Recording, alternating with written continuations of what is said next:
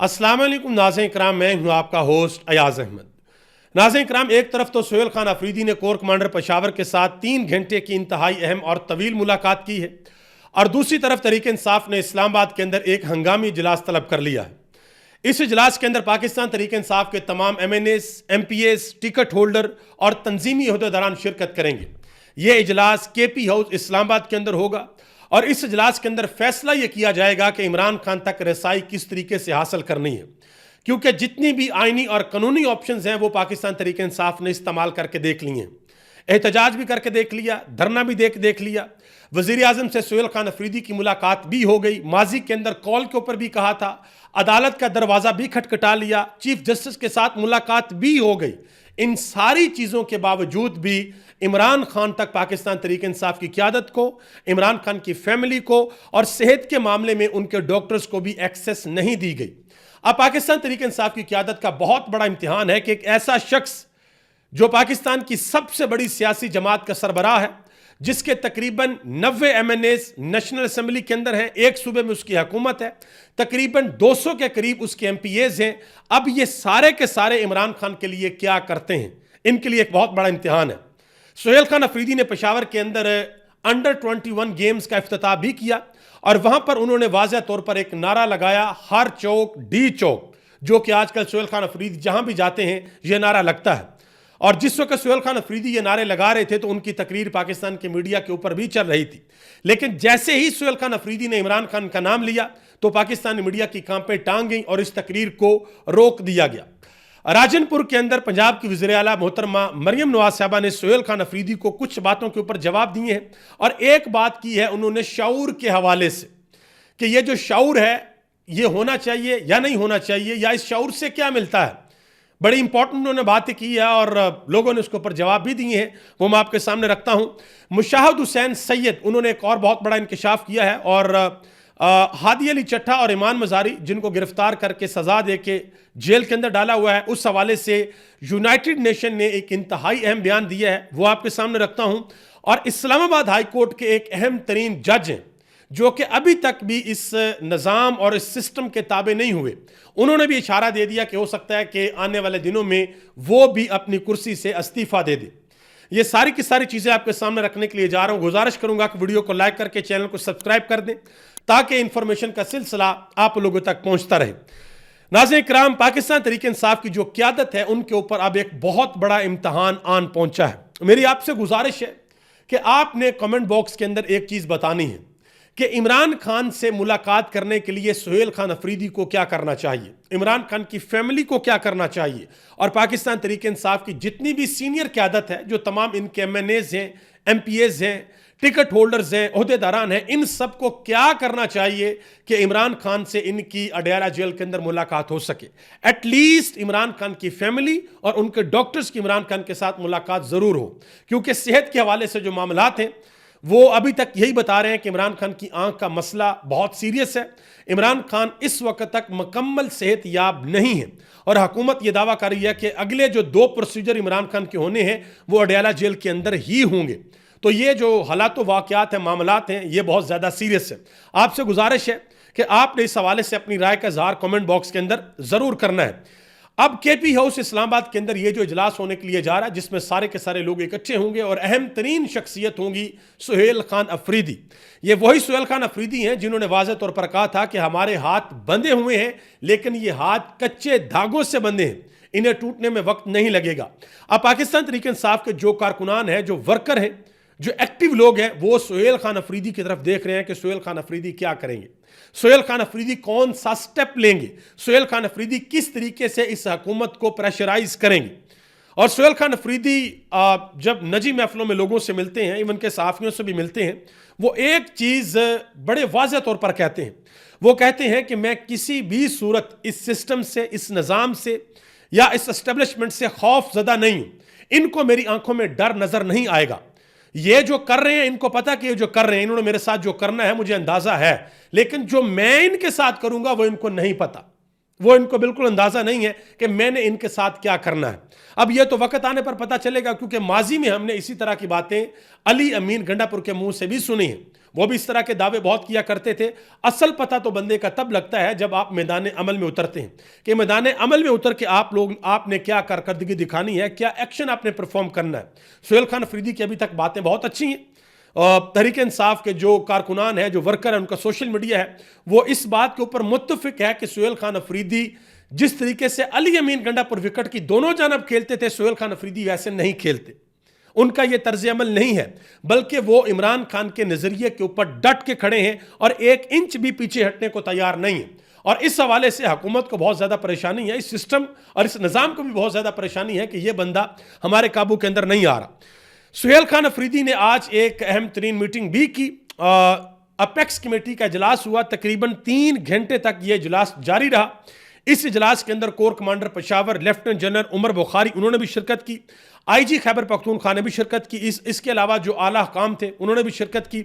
और खैबर पख्तूनख्वा की अमन व अमान की सूरत हाल और बाकी जो सारे मामलात हैं वो इस मीटिंग के अंदर डिस्कस किए गए हैं और अहम तरीन फैसलों के ऊपर इत्तफाक हुआ है। दूसरी तरफ सुहेल खान अफरीदी ने आज कैप्टन अब्बास खान शहीद की नमाज जनाजा के अंदर पेशावर में शिरकत की है और वहाँ पर भी उनकी जो फौजी क़यादत, स्पेशली जो कोर कमांडर है पेशावर के, उनके साथ वहाँ पर भी उनकी मुलाकात हुई है। इसके अलावा सुहेल खान अफरीदी आज पेशावर में उन्होंने अवाम की बहुत बड़ी तादाद के साथ उन्होंने खिताब किया। अंडर 21 गेम्स का आज उन्होंने इफ्तिताह किया। वहाँ पर वो नारे लगे, अवाम ने नारे लगाए कि हर चौक डी चौक की कॉल दो। तो सुहेल खान अफरीदी ने वहाँ पर कहा कि आप लोग तैयारी पकड़ें, हर चौक डी चौक। उन्होंने कहा कि आप लोगों ने तैयारी पकड़नी है और मजीद ये भी कहा कि एक बंदा जो खुद से नाराज है वो मेरे हर प्रोग्राम में किसी ना किसी को भेजता है और कहता है कि इमरान खान खत्म शुद। उन्होंने कहा कि आपके नारे से पैगाम जाना चाहिए कि खैबर पख्तूनख्वा किसका है, तो लोगों ने आगे से कहा इमरान खान का। सुहेल खान अफरीदी ने यह भी कहा कि इमरान खान भी आएगा और बहुत जल्द आएगा। और यह सारे का सारा मामला पाकिस्तान की मीडिया के ऊपर चल रहा था, जियो न्यूज़ के ऊपर भी चल रहा था। जैसे ही इमरान खान का नाम आया, जियो न्यूज़ ने आवाज़ बंद कर दी और मेरा ख्याल अमीर मकाम वो प्रेस कॉन्फ्रेंस कर रहे थे, उनकी प्रेस कॉन्फ्रेंस दिखाना जो है वो शुरू कर दी। तो जैसे इमरान खान का नाम आता है, पाकिस्तान की मीडिया की कांपियां जो है वो टांग जाती हैं। ये बर्दाश्त नहीं कर सकते कि हम इमरान खान का जो पैगाम है चलाएं।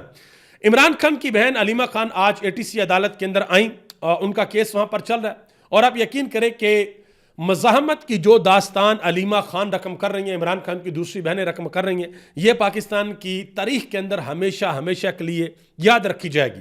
ये दास्तान, ये जद्दोजहद जो इमरान खान की बहनें कर रही हैं। आज अलीमा खान से कुछ लोगों ने सवालात भी किए और आज वो बड़ी जज्बाती हो गई, आज उनकी आंखें नम हो गई। उन्होंने कहा जी अल्लाह ना करे कि आपके किसी बच्चे की आंख खराब हो जाए तो आप क्या करेंगे? क्या आप परेशान नहीं होंगे? क्या आपको टेंशन नहीं होगी? क्या आप उनको लेकर डॉक्टर्स के पास नहीं जाएंगे? उन्होंने कहा कि खुदा का वास्ता ये बड़ा सीरियस मामला है इमरान खान की आंख के हवाले से। उन्होंने कहा कि एक ऐसा लीडर जो पूरी कौम का लीडर है, पाकिस्तान की सबसे बड़ी सियासी जमात का रहनुमा है, उसको बनाने वाला है, मुल्क की बहुत बड़ी तादाद में अवाम जो है वो इमरान खान को चाहती है, उनके पीछे खड़ी है, तो इन मामलात को ज़रा सीरियस लिया जाए। हबीब अकरम ने एक बड़ी अहम बात की है। उन्होंने कहा कि चीफ जस्टिस याह्या अफरीदी साहब ने यकीन दहानी करवाई थी इमरान खान की मेडिकल रिपोर्ट्स के हवाले से। उन्होंने कहा कि चीफ जस्टिस याह्या अफरीदी साहब ने हुक्म दिया था, सुप्रीम कोर्ट की तरफ से लिखत पढ़त भी हुई थी, लेकिन उनके हुक्म के ऊपर अमल नहीं हुआ। उन्होंने कहा कि चीफ जस्टिस को यह सोचना चाहिए कि अगर एक कैदी की मेडिकल रिपोर्ट के हवाले से उनके हुक्म के ऊपर अमल नहीं हुआ तो क्या बाकी हुक्म भी उनके माने जाते हैं या नहीं माने जाते? उनकी क्या क्रेडिबिलिटी है? इसके ऊपर लोगों ने बड़ी तनकीद की है। इमरान रियाज खान ने तो यहां तक कहा कि अगर कुछ नहीं कर सकते तो फिर डूब कर तो मर सकते हैं ना।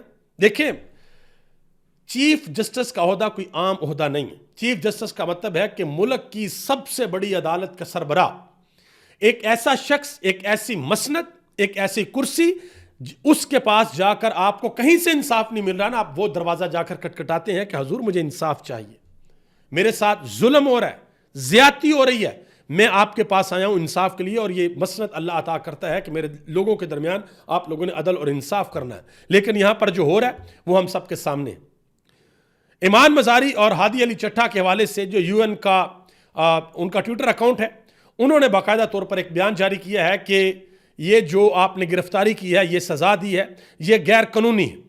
ठीक है जी। और जब ये मामलात आलमी मीडिया के अंदर जाते हैं, आलमी इदारों के अंदर जाते हैं, तो फिर मामलात बड़े ख़राब होते हैं।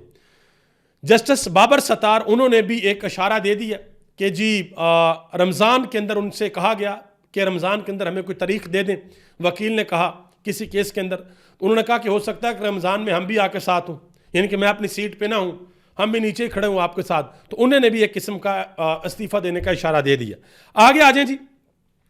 मुशाहिद हुसैन सैयद ने एक दावा किया था कि 2025 में इमरान खान के लिए एक पैगाम आया था तैयब एर्दोआन का कि आप तुर्की आ जाएं, यानी कि उन्होंने इमरान खान की रिहाई में किरदार अदा करने की कोशिश की।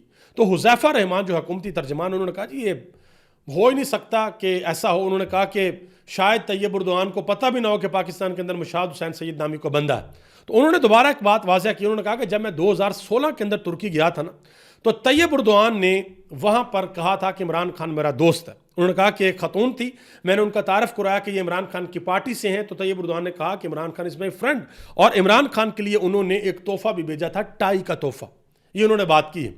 बहरहाल देखते हैं कि इस हवाले से आगे क्या होता है। ये जो आलमी रहनुमा होते हैं ना, ये सबसे पहले अपने मुल्क का मफाद देखते हैं, चाहे वो तैयब एर्दोआन है, चाहे वो मोहम्मद बिन सलमान है, चाहे वो डोनाल्ड ट्रंप है, चाहे वो चाइना के सदर हैं, चाहे वो प्यूटन है। ये सबसे पहले अपना मफाद देखते हैं कि भाई हमारा मफाद किस में है, हम कैसे आगे चलेंगे। अभी मैं हाल ही में बहुत से लोग इस चीज़ के ऊपर बात कर रहे हैं कि भाई हिंदुस्तान का डोनाल्ड ट्रंप के साथ हैंडशेक हो गया है, तो पाकिस्तान की अब शामत आ जाएगी, पाकिस्तान की इस्टेब्लिशमेंट और पाकिस्तान की हुकूमत को अब ट्रंप नहीं छोड़ेगा क्योंकि उसकी यारी दोस्ती अब हिंदुस्तान के साथ हो गई है। तो एक बात यहाँ पर याद रखिएगा, डोनाल्ड ट्रंप सिर्फ ये सोचेगा कि मैंने हिंदुस्तान और पाकिस्तान की जो एस्टेब्लिशमेंट है, इनके जो करता धरता दोनों मुल्कों के, मैंने इनसे अपना काम कैसे निकलवाना है। डोनाल्ड ट्रंप को इस चीज से रत्ती बराबर फर्क नहीं पड़ता कि इनके मुल्कों के अंदर क्या हो रहा है। वो सिर्फ इस चीज को देखते हैं कि मैंने अपना काम कैसे निकलवाना है। भारत के साथ उन्होंने ट्रेड डील करनी थी, उन्होंने गर्दन पे रख के ना गोडा तो ट्रेड डील करवा ली है। पाकिस्तान से उनको जो चीजें चाहिए थी वो भी उन्होंने कुछ करवा ली हैं, कुछ आने वाले दिनों में करवा लेंगे।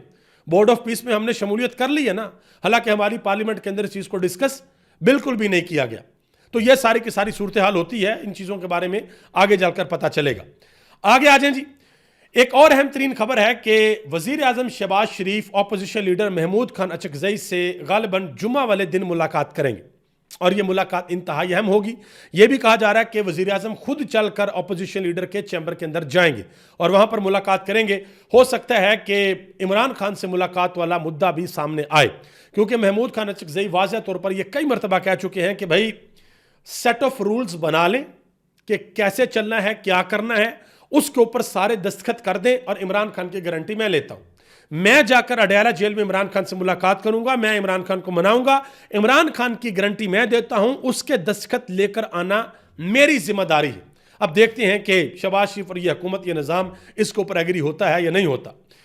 मुनीर फरूक साहब जो कि आजकल माशाल्लाह धमकियां दे रहे हैं, कभी जी इमरान खान जो है 2040 तक बाहर नहीं आएंगे, इमरान खान के खिलाफ काम डन हो गया हुआ है। अब उन्होंने एक और बात कर दी है सोहेल खान अफरीदी के लिए। उन्होंने कहा जी मैं शहादत की बुनियाद पर कह रहा हूं कि शायद सोहेल अफरीदी साहब के लिए यह मुद्दत मुकम्मल करना हर गुजरते दिन के साथ मुश्किल हो जाए, अनलेस के वो अपनी पॉलिसी में बहुत बड़ा शिफ्ट लेकर आए।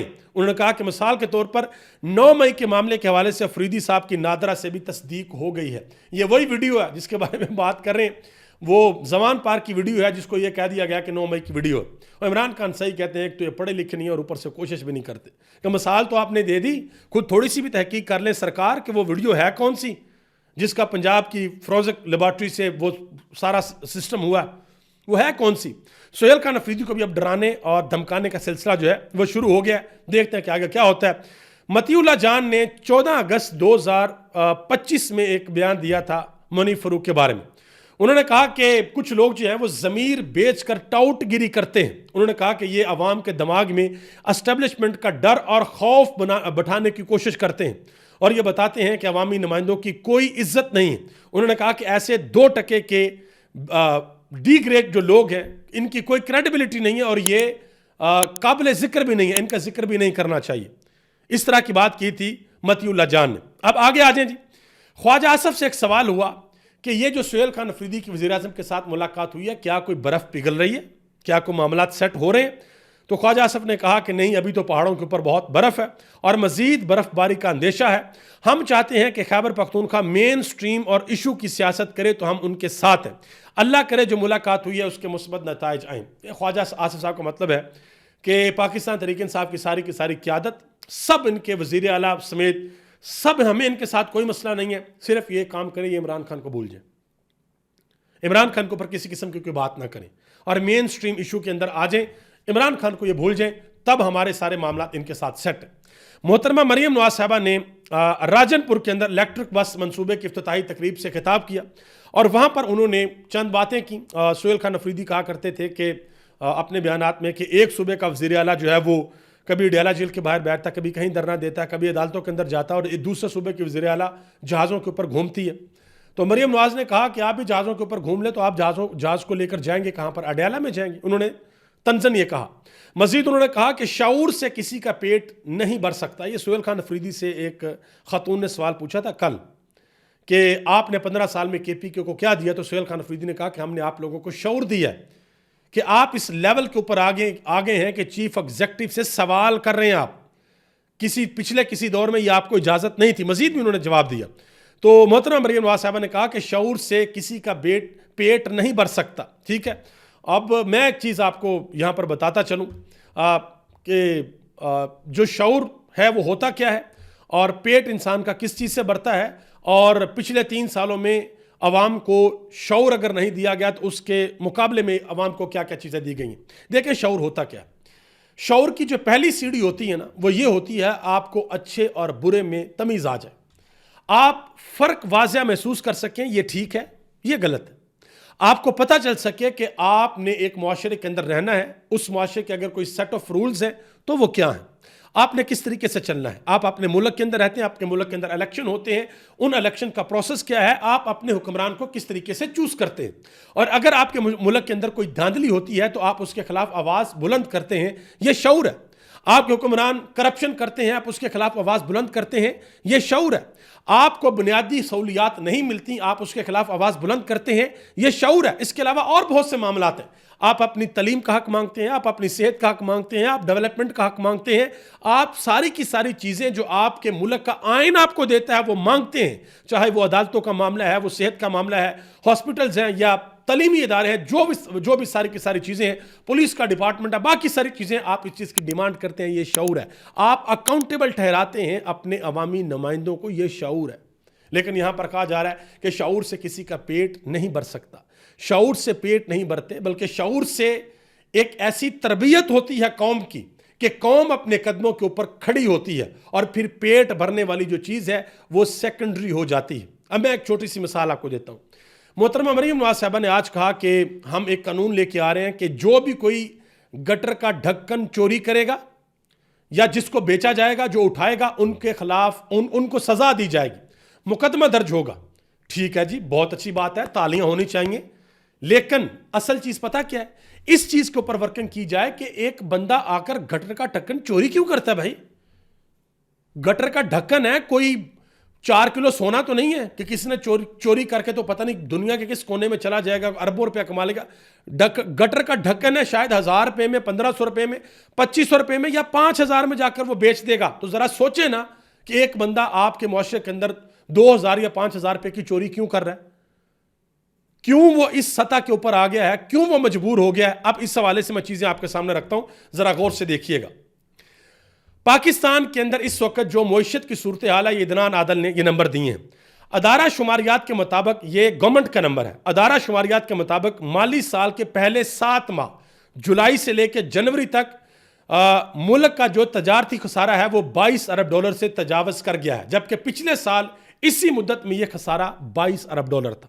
मजीद आगे आ जाए, वर्ल्ड बैंक की जो हालिया रिपोर्ट है उसके मुताबिक 1 करोड़ लोगों के पास खाने के लिए खाना नहीं है, वो एक वक्त के खाने को तरस रहे हैं, जबकि पिछले 2-2.5 साल में होने वाली महंगाई की वजह से 2.5 यानी कि 2.5 करोड़ लोग खते गुर्बत से नीचे चले गए हैं और वो सिर्फ एक वक्त का खाना खा सकते हैं। ये खबर दी है सनाउल्लाह खान ने। अब आप अंदाजा लगाएं कि यहां पर यह कहना है कि शऊर आपको क्या देता है, शऊर आपका पेट तो नहीं भर सकता, और यह कहना जी गटर के ढक्कन जो चोरी करेंगे उनके खिलाफ ये आपने गुर्बत खत्म करनी है। ये गुर्बत कैसे खत्म होगी? गुर्बत उस वक्त खत्म होती है जब आप अपने मुआशरे के अंदर अदल और इंसाफ कायम करते हैं। अदल और इंसाफ अगर आप कायम नहीं करेंगे, जो बड़े बड़े मगरमच्छ हैं अगर उनकी गर्दन के ऊपर हाथ आप नहीं रखेंगे, उनको गिरेबान से नहीं पकड़ेंगे, जो वो अवामी पैसा लूटते हैं वो आप उनसे नहीं निकलवाएंगे, कभी भी आपके मुआशरे के अंदर बरकत आ ही नहीं सकती, कभी भी ये मामला सही हो ही नहीं सकते, कभी गुर्बत आपकी खत्म हो ही नहीं सकती अगर आपका ध्यान इन चीजों के ऊपर नहीं है। ये बड़ी इंपॉर्टेंट चीज है, ये सबके लिए है। ये मैं मोहतरमा सिर्फ मरियम नवाज के हवाले से बात नहीं कर रहा, ये मैं पूरे पाकिस्तान के हवाले से बात कर रहा हूं। 5,300 अरब रुपए की करप्शन पाकिस्तान के अंदर हुई है। जस्ट इमेजिन, 5,300 अरब। 1 अरब के अंदर 100 करोड़ होते हैं भाई, और 1 करोड़ के अंदर 100 लाख होते हैं। आप अंदाजा लगाएं, 1 लाख के अंदर 100,000 होते हैं। एक जो मजदूर है ना, वो 1,200 रुपया दिहाड़ी लेता है बेचारा, या 1,400 रुपया दिहाड़ी लेता है। अब उसको पूछे ना जरा जाके 5,300 अरब होते कितने, उस बेचारे को यह भी नहीं पता होगा। इतने अरब रुपए की करप्शन पाकिस्तान के अंदर हुई है, और यह नंबर दिया IMF ने, इमरान खान ने या PTI ने नहीं दिया। यह इस कौम का पैसा जो है वो लूटा गया है। आगे आ जाए, एक और चीज मैं आपको बताऊं। माजिद निजामी साहब ने एक बात की है, जो मैंने आपको कहा ना कि मुआशरे के अंदर बरकत जो है वो अदल और इंसाफ की वजह से आती है। मुआशरे के अंदर होता क्या, जरा सुनिएगा। माजिद निजामी कहते हैं कि बुजुर्ग सियासतदान जवेद हाशमी के दामाद शाहद जो है, उनकी शाहद बहार हाशमी, उनको दोबारा गिरफ्तार किया गया और उनके ऊपर बिजली चोरी का मुकदमा दर्ज हुआ है। और पुलिस ने 1 मीटर तार, जी हां 1 मीटर तार उनसे बरामद की है। और कुछ माह कबल उनके ऊपर प्लास्टिक का जग चोरी करने का मुकदमा भी हुआ, FIR कट चुकी है। भुट्टो दौर में जवेद हाशमी पर सरकारी गाड़ी का जैक और पाना चोरी करने की FIR, वो पाना जिससे पेच खोलते, वो चोरी करने की FIR हुई। उन्होंने कहा कि आखिर क्यों हुक्मरान और उनकी खुशामद इंतजामिया ऐसे मुज़क्का खेत मुकदमात के जरिए अपने मुंह के ऊपर काले खुद मलते हैं। ये इंसाफ हो रहा है इस मुल्क के अंदर, ठीक है जी। और हालत क्या है इनकी, अवाम कहां पे खड़ी हुई है। पीपल्स पार्टी के एक रहनुमा है जिनका नाम है तलहा महमूद, वो कहते हैं जी मेरी बीवी ने भी जो वोट है वो पाकिस्तान तरीके इंसाफ को दिया था, इमरान खान को दिया था। ये असल डर और खौफ है। ये अभी लाहौर में जो बसंत हो रही है ना, बहुत से लोग जो है वो ये सोशल मीडिया के ऊपर ये दावा कर रहे हैं कि जी देखिए जी मोहतरमा मरियम नवाज साहबा ने अब बसंत का ऐलान कर दिया है, तो इस बसंत की वजह से इमरान खान की जो मकबूलियत है वो बहुत नीचे जाएगी। बिल्कुल सही बात है। ये बसंत अल्लाह पाक करम करे, खैर आफियत से हो जाए, किसी का कोई नुकसान ना हो इस बसंत के अंदर। मैंने पहले भी आपसे गुजारिश की थी, दोबारा करता हूं कि अपने सेफ्टी मेजर्स को ज़रूर देखें, स्पेशली मोटरसाइकिल के ऊपर जो हिफाजती तार है वो ज़रूर लगाएं, ताकि आप किसी किस्म के हादसे से बच सकें। बसंत हो जाए, उसके बाद इमरान खान हो जाएगा ख़त्म शुद्ध, कोई वोटर ही नहीं बचेगा इमरान खान का। तो फिर आप तरीके इंसाफ को चैलेंज करें जी, मीनार पाकिस्तान पर जलसा करो, करें ज़रा चैलेंज, फिर आपको पता चल जाएगा कि कहां पे खड़ी है पाकिस्तान तरीके इंसाफ और कहां पर खड़ी है पाकिस्तान मुस्लिम लीग नून। अभी तक इतना ही, आप सबका बहुत बहुत शुक्रिया। पाकिस्तान जिंदाबाद, पाकिस्तान के करोड़ों अवाम पाइंदाबाद।